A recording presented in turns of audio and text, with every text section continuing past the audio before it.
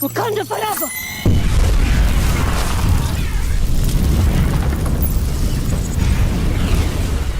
What's going on, YouTube fam? Of course, it's Walt. Thank y'all so much for checking out my content again. If you're new to the page, be sure to subscribe. If you see the content out there, make sure you like it. Make sure you share it. Come comment, come get in on the discussion. Join the fam, man. So today, I'm super excited about the topic that I want to discuss. It's been on my mind for a while, and I was finally able to get my thoughts in order to give you the content that you're about to get. So as we all see, Marvel movies are on a bit of a hiatus right now, and with the time on my hands, I found myself thinking about the next installment of Black Panther. Now obviously I have no intel, and it's likely that the studio won't go in this specific direction, but I feel like Black Panther 3 should be a horror movie. You know what I want. I've been asking for it for years. The MCU isn't a complete stranger to this genre, as they have the Blade trilogy, Werewolf by Night, Doctor Strange 2 in the Multiverse of Madness, and you can also add New Mutants and even the Fantastic Four reboot, which the body horror and the body transformations all could fall under the genre of the horror. In my culture, death is not the end. They are still with us, as long as we do not forget them. Plus, they're not all gone. Death and reincarnation are staples of the Wakandan culture.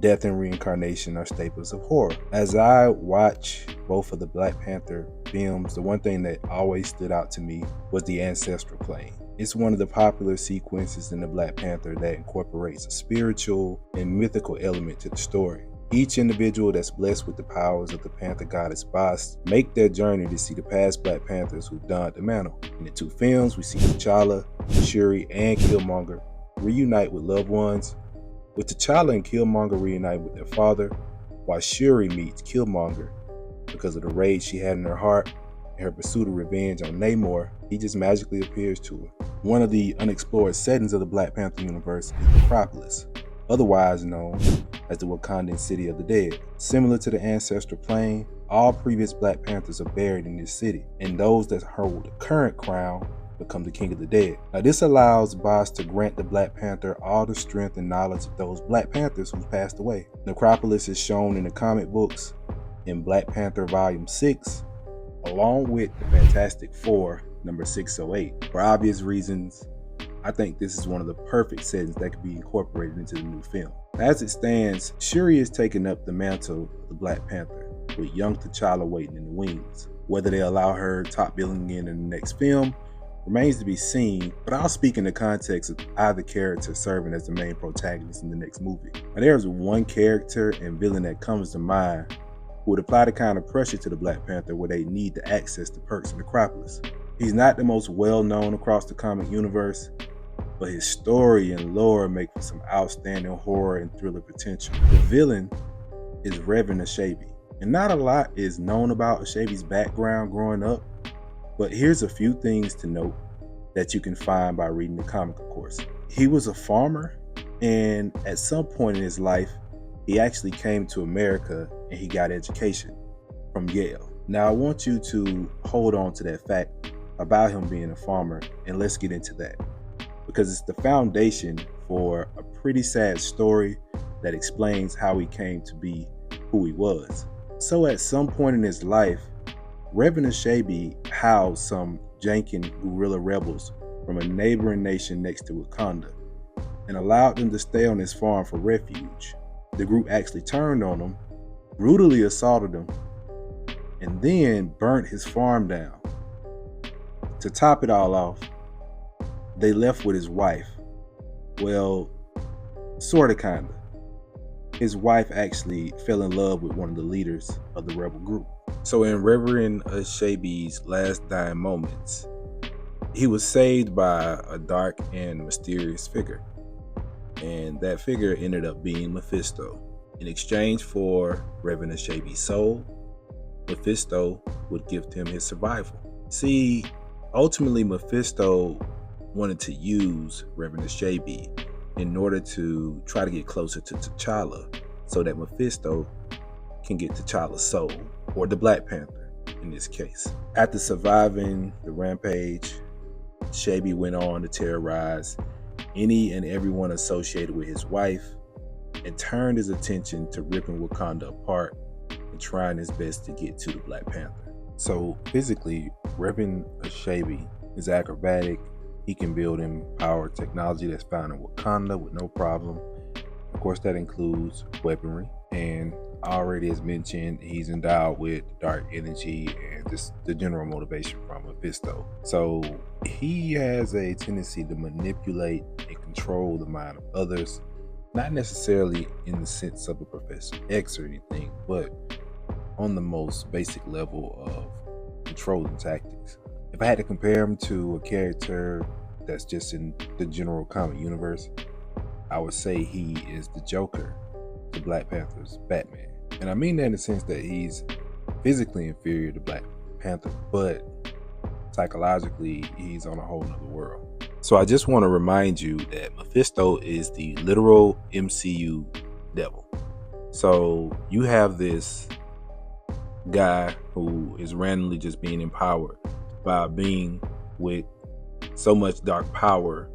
Again, that just lends so much to the idea that a horror movie, specifically the Black Panther 3 horror movie, could absolutely work on that element and that element alone. But to get back to Reverend Shaby, he spent time infiltrating groups that were led by T'Challa, and at one point he even overthrew the Wakandan government, and it forced T'Challa to remain in the United States as he was there on some business or something of that sort in the comic book. Now this guy, he's so insane, man. His hate for the Black Panther drove him mad to the point where, and this is also one of his greatest attributes or skills, whichever one you want to categorize it as, he's a master ventriloquist. So as his hate for T'Challa grew, he ended up crafting his own replica puppet, and he would talk to it just like it was a regular person on his hand. So with all that said, what better foundation to have for horror than that?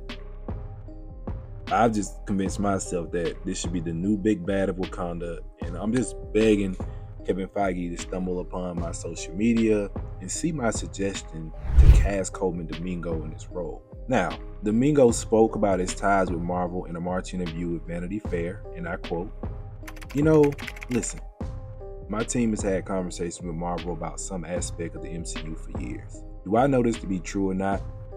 I actually don't know. I feel like my team doesn't bring me something unless it's real. So I don't know. I could be in that conversation, but I'm not sure. I would welcome a conversation around it. Now I do want to add context to that interview and that specific quote. He was being asked about the rumors of him replacing Jonathan Majors as Kang the Conqueror in the MCU.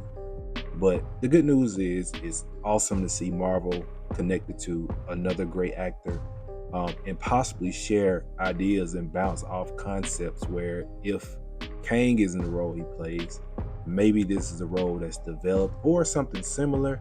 Again, ideally, of course, it'd be this role, but having him connected that's amazing. That's amazing.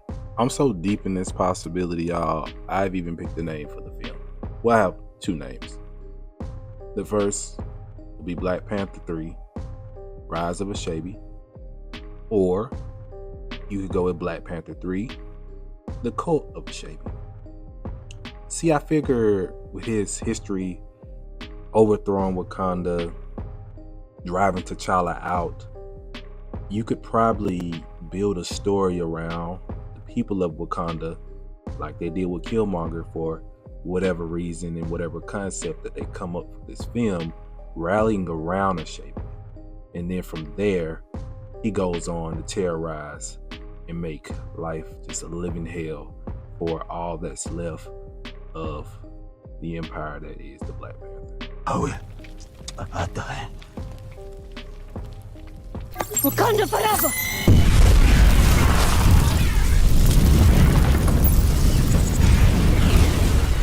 This is a Disney property, so the expectation that it'll be a complete bloodbath horror is super low for me. But I feel they can loosen up and make some things work around it where you're not necessarily relying on jump scares or, the character throwing their head to the right, left, doing all these different things. For example, look at the introduction of the Talicons in Wakanda Forever. The way that they had them approach the ship and use their sound like sirens and had people walking off the ships and then started their attack on the ship. Just that small moment in that film was exactly what I mean about the potential of the horror that could be the Black Panther 3. Listen, maybe you want to get a little crazy. You want to get nuts? I mean, we're talking about the City of the Dead, the Undead, Necropolis. Why not throw some zombies in? We've all been watching What If. There's all kind of things that you could do in order to have these supporting parts to Reverend Ashabi and have these people maybe be used like an army of undead and go against Wakanda and be a force that maybe the Dora Milaje and then Shuri, maybe young T'Challa, like I was saying, and Baku, they all would have to try to combine forces to fight off these monsters and everything that could be attacking the land and attacking the nation. I mean, what's a great Marvel movie without cameos, right? So I'm thinking there's two characters in mind that I would love to see make their debut in this film. I will say that they've laid some of the groundwork for these characters, even with one of them going as far as outright putting them in one of their films, which is the Eternals. But I'll start with the first character. So not many people may have known or noticed that Daniel Drum was one of the masters of the mystic arts that was protecting the Sanctorum in Doctor Strange 1. If you're in your comic books, you know that Daniel Drum is the brother of Jericho Drum, aka Brother Voodoo. I would love for Brother Voodoo to be a supporting character in this film, since we're talking about the occult, we're talking about mythical things, we're talking about the undead. All of these things are right up his alley. He would fit in seamlessly. He would be great to support Shuri or young T'Challa or whoever is donning the crown at that time in defending Wakanda against this madman, his potential army of the dead that he's using to try to take over and overthrow Wakanda. Now, there's another element of the undead that you could possibly throw into the film as well. We're talking about a devil going after someone's soul. So one of the entities we always think about trying to acquire people's soul through vicious attacks and trying to take their blood is vampires. So they're having a lot of trouble trying to get Blade off the ground. You did your brief cameo in Eternals. Why not just go ahead and soft launch him in Black Panther 3? Just like Brother Voodoo, he could fight alongside Shuri or young T'Challa or M'Baku or the Dora Milaje and be defending Wakanda against these zombies, as well as these vampires or whatever name that they'd like to go ahead and give them in the MCU. These two characters will just be chef's kiss, icing on the cake if they made their debut in this film, in a horror film. And then eventually, of course, you could roll them into the Midnight Suns whenever that may come about. But getting their start here, perfect. It's an awesome decision if that decision's made, the idea's picked up. And there you have it. That's my thoughts on Black Panther 3. I'm looking forward to the next installment, and I hope this particular version is one of the ideas or concepts that we might start hearing about. If not, always good for me to go ahead and throw it out there so you guys can, use your imagination and start to, build your own idea around maybe what I'm talking about today. But as usual, thanks for tuning in again. Make sure you like, subscribe, share, get in the comments. Let me know what you think about my idea. I'm out. Thank y'all again.